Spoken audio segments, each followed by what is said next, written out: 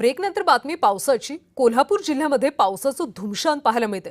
5 बंधारे आता पाण्याखाली गेलेत। प्रशासन अलर्ट मोडवर आले। सध्या नदीची पाणी पातळी 14 फुटांवर आहे। कोल्हापूर जिल्ह्यामध्ये सुरू असलेल्या दमदार पावसामुळे नदी, नाले, धरणं आणि धबधबे पुन्हा प्रवाहित झाले।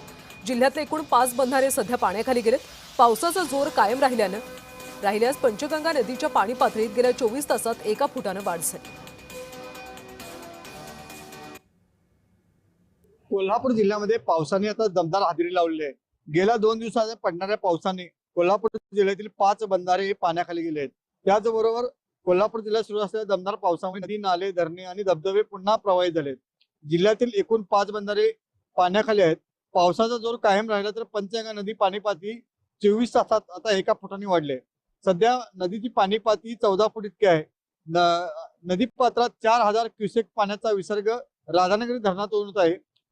नदीचा प्रवाह वाढल्याने पश्चिम भागातील पावसाचा जो जोर आहे तो कायम वाढला आहे। ज्या 5 बंधारे पाण्याखाली गेले त्या ठिकाणी पोलीस बंदोबस्त चोख लावलेला आहे। त्याचबरोबर नागरिकांनाही प्रशासनानं आवाहन केलं आहे की बंधारे ज्या ठिकाणी पाण्याखाली गेले तिथे काही वाहनं घेऊन जाऊ नयेत किंवा स्वतः आपण जाऊ नये, यासाठी प्रशासन आता अलर्ट मोडवर आहे।